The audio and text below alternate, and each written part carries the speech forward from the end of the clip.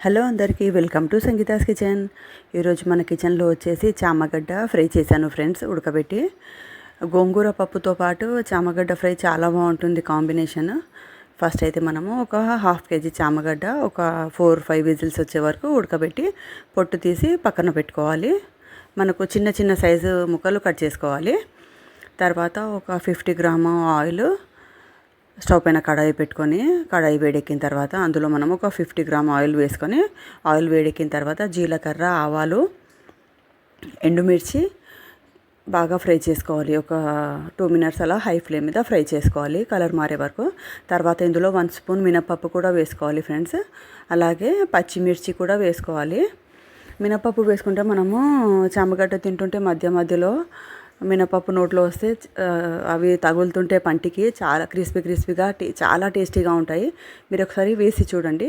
తర్వాత పచ్చిమిర్చి 2-3 మినిట్స్ మనము ఫ్రై చేసుకున్న తర్వాత ఇందులో ఒక కొత్తిమీర కట్ట, ఒక మెంతెం కూర కట్ట కూడా కట్ చేసి అది కూడా వాష్ చేసి వేసుకోవాలి. వేసుకొని ఒక 2-3 మినిట్స్ ఫ్రై చేసుకున్న తర్వాత ఇందులో మనము రుచికి ఒక 1/2 టీ స్పూన్ సాల్ట్ వేసుకోవాలి.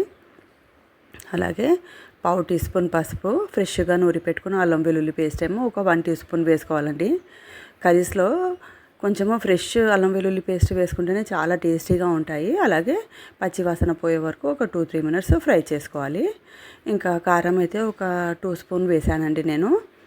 ఇవన్నీ బాగా కలుపుకోవాలి. 1 నిమిషం కలుపుకున్న తర్వాత మనము కట్ చేసి పెట్టుకున్న చామగడ్డ చూడండి, చిన్న చిన్న పీసెస్ కట్ చేసుకోవాలి.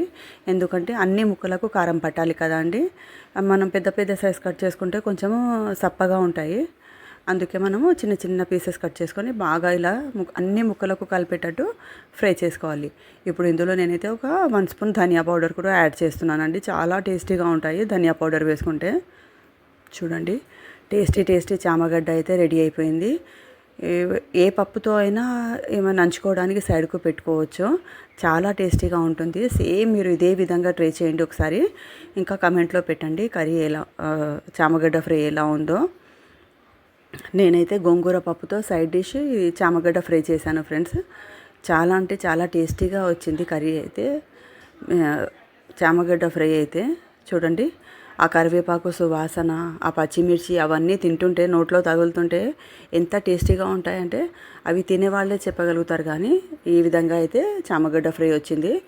చాలా అంటే చాలా టేస్టీగా ఉంది. ఎప్పుడెప్పుడు తినేయాలా అన్నట్టుంది. వేడి వేడి రైస్లో గోంగూర పప్పు చామగడ్డ ఫ్రై వేసుకొని తింటే సూపర్ అంటే సూపర్ ఫ్రెండ్స్.